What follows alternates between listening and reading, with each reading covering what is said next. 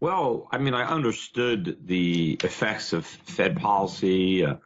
I knew that real estate in particular was particularly sensitive to interest rates because most people, when they buy a house, they buy the monthly payment, they buy the mortgage payment. And so as interest rates were depressed, it kept mortgage rates low, even as housing prices were rising. And then a lot of people were taking advantage of adjustable rate mortgages, which were particularly inexpensive. And a lot of them were interest only, where people weren't even making payments of principal. They just paid the interest. And when the interest was extremely low, thanks to the Fed, people were able to buy much larger houses or much more expensive houses than they would ordinarily be able to afford. And so I saw this, and I saw the impact that rising real estate prices was having on the economy, on consumption, on the ability of people to transform their real estate riches into spendable cash by refinancing and turning their homes into ATM machines. And I saw the lending standards going out the window and, the proliferation of no doc, no down payment mortgages where people could buy houses without any money. Yep. In fact, there were certain circumstances where you can get cash back. You could actually buy a house and get money. So it was really a crazy time. And it was amazing how few people could see what the government was doing, what the Fed was doing to the market. And of course, then you had the direct intervention. The government was guaranteeing mortgages. And in fact, the biggest buyer of subprime mortgages were Fannie Mae and Freddie Mac, which is one of the reasons they basically went bankrupt, which was part of my predictions. But the government was co-signing everybody's mortgage. And of course, they still do that, and so this was very distortive to the free market. So more people were buying houses than would have, without all that government help. And they were paying prices that were absurd and that never would exist in a free market. And so I knew this was going to collapse, and I knew prices would collapse. And I knew that there would be an ensuing financial crisis because as real estate prices collapsed and mortgages went bad and people started to default on their mortgages, that this would create a banking crisis because all those mortgages are the liabilities in the banking sector, or assets rather, to the banks. And if all of a sudden those assets are not there, the whole bank collapses because they need those assets to support their capital structure. So I saw all this, and, I helped position people to profit and profited through shorting the market. And of course, Michael Lewis wrote a book, The Big Short, and they made a movie about it. But not that many people saw that. But, to me, it was very obvious. But what's more important is not that crisis that everybody mixed, but the even bigger crisis that everybody is about to miss. It's the same people and it's the same forces at play. And in fact, all of the problems that led to the 2008 financial crisis have been exacerbated since that crisis. So we haven't solved the problems. We've made them all worse. And so it's the same disease, only we now have a much more severe case of that disease. And it's about to become inflamed. And, a lot of people are very optimistic about Donald Trump now. Of course, these people were petrified of a Trump presidency right up until the point he was elected. Now everybody is euphoric, at least in the market. But the reason that I thought Trump was probably going to win is because I understood what most people in the markets did not. And that was that the recovery that has been, much hyped up by the media and by the Fed and by Obama. And, I knew that it was phony. I knew that there was no real economic growth, that we had a reflated bubble masquerading as growth.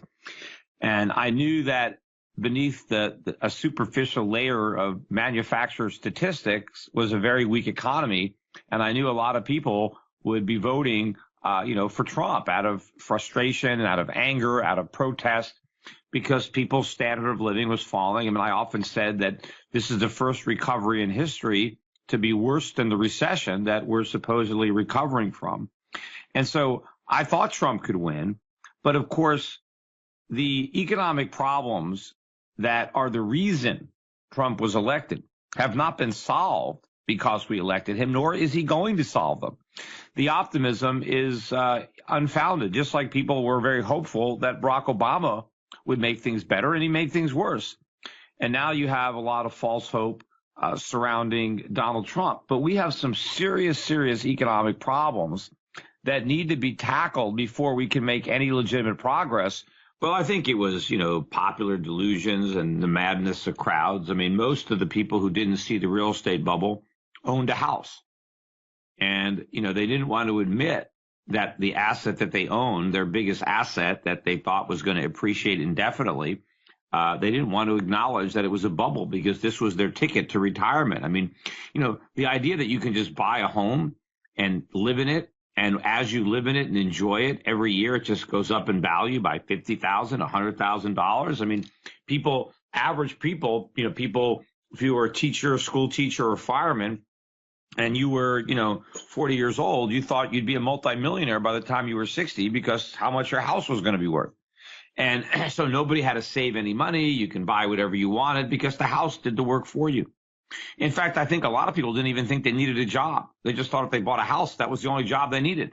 The house would do all the work. So it would just keep going up in value and they could keep, borrowing the money. So nobody wanted to believe it. Of course, you had all the people from the mortgage market and the realtors. They wanted the party to keep going. So there was not that many people that, that really even wanted to acknowledge this. Nobody wanted it to end. And anybody like me, if I tried to rain on that parade, right, I mean, I was immediately attacked by everybody. I want people worried about losing their money because then they'll be careful about which banks they entrust it to. But now you have this moral hazard where nobody gives a damn what the bank does with your deposit because it's government guaranteed. Now, the banks know this, so there's no point in the banks competing for safety. So they just, do all kinds of reckless things. And now you have to have government kind of monitoring the reckless behavior of banks, but they're only acting recklessly because the government removed the free market incentive not to. Because when people were concerned about their deposits, then banks had to be responsible in order to attract deposits. And a lot of people said, well, the average American doesn't know how to read a balance sheet, wouldn't know how to analyze a bank to know whether it's safe or not. Well, you don't have to. Look, I don't know anything about auto mechanics, but I still buy a car. And, I could go and read consumer reports, or I can talk to other people who maybe do know a little bit about cars, and they can help me make a selection. I don't know anything about how a computer works, but I can buy one, and I buy, I buy good ones that are quality because I could do research. And same thing about a television set. I don't know. I couldn't build one. I have no idea how to repair one. So the same thing would happen with banks. There would be publications that would rank banks. And of course, banks, you can see, where does Warren Buffett keep his money? I'm going to keep my money there. Where do the smart people bank? Okay, well, they must be good, right? So if you don't know enough, then, follow the people who do, right? So I think the free market would produce a very sound, stable banking system. But the one that we have now that's built on government guarantees is a complete mess. I mean, this is a disaster. And, we came close to the abyss in '08 because all these banks would have toppled. And, during the Depression, 1 or 2% of the deposits were lost. Had we not had the TARP and all those big bailouts, we would have lost, huge percentages of deposits would have been lost. But at the end of the day, what the government did in the bailouts has just made the system that much worse. All those banks that were too big to fail, they're way bigger now. And so, they're going to fail. And if they don't fail, it's only going to be because the dollar collapsed. And so it doesn't even matter that your deposits are not lost because they're not going to be worth anything. A lot of these savings and loans, of course, they had government guaranteed deposits, and that was the source of some of the reckless behavior. That is the moral hazard when government does that. So, government should not be insuring bank accounts. That is the problem. Every time a bank has failed recently, the government has reimbursed every deposit. So nobody has ever lost anything. They won't let anybody lose money. But, ultimately, the FDIC has very little money. And so if a major bank were to fail, there's nothing there. So the Fed would have to bail it out, because the FDIC doesn't actually have enough to cover the losses. The student loan bubble has been growing for years. In fact, I wrote about that pretty extensively in my book, The Real Crash. And of course, the bubble has gotten so much bigger since I wrote about it. But that is another example of government creating a problem and then holding itself out as the solution to a problem of its own creation, and then making the problem it created even worse with its so-called solution. At one time, college degrees were very valuable, but not very expensive.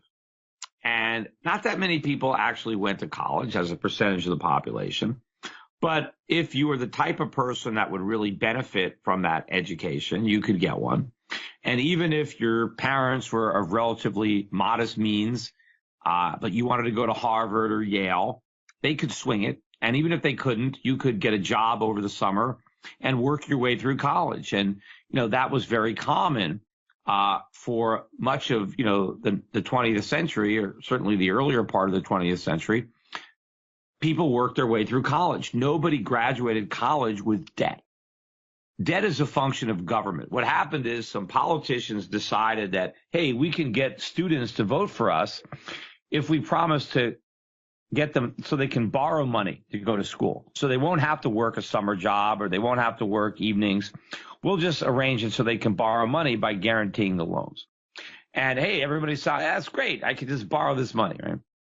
Well, the minute this happened, this started this big bubble, because then the colleges, instead of having to compete for students by keeping their tuition low, now the students could pay the tuition no matter how high it rose, because they could always get the money, because they could borrow it. And normally, a bank wouldn't loan money to a kid that, 18, 19. I mean, what's the collateral? Nothing. But once the government co-signs the loan, well, everybody wanted to loan money to these 18-year-olds. And they didn't care, what they were majoring in, if their major had any economic viability. They didn't care if they were an A student or an F student, because the government didn't care. All the loans were guaranteed.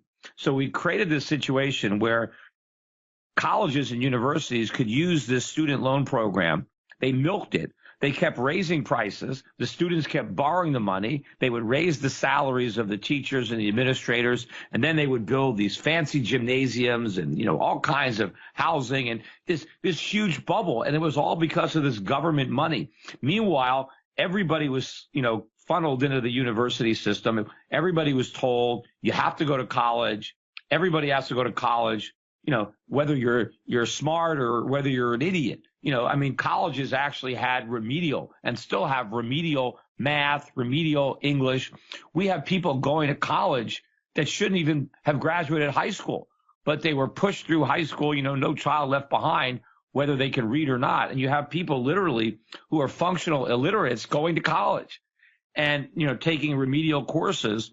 And, they're never going to benefit from these degrees. Everybody's got a college degree. In fact, if you want to see a funny video that I shot about 3 years ago when I was in New Orleans, I happened to be there for a conference. And so I took a microphone and a camera and I walked down Bourbon Street and I was asking all the people that worked there one night.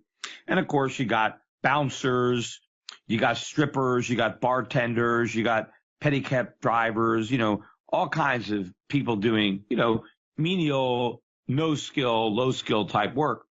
And I asked everybody, did you go to college? Yes. What was your major? When did you graduate and how much do you owe? And this is it. There were some people that had 2 or 3 different degrees. I was talking to people that had master's degrees that, were tending bar, right? This is it, and a lot of these people graduated 5 years ago, 10 years ago, and they're doing nothing.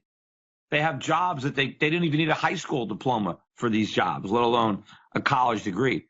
But, and this is all government schools. Government, we don't really have private education to a great extent because the government takes all the money in taxes and property taxes. And now most people have no choice but to send their kids to these lousy government schools where they learn nothing. The schools are run for the benefit of the administrators and the teachers unions. No one gives a damn about the kids. They graduate, they learn nothing, and then they go to college for no reason. And now it takes, 5 and 6 years to get these 4-year degrees because there's so many people in college, you can't even get the courses that you need to graduate. So kids are there forever. They're graduating 50, 100,000 or more in debt. They have no marketable skills. They take these ridiculous liberal arts courses. They study, women's studies, African-American studies, psychology of sports, all kinds of nonsense.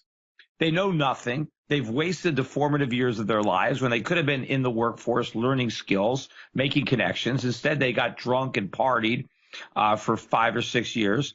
And now they have so much debt that they can't even get a real job, because if they get a job, they can't afford to pay their debt back and their taxes. So they're living with their parents. They leave for college for 4 or 5, 6 years, and then they come home, and now they're living in the basement.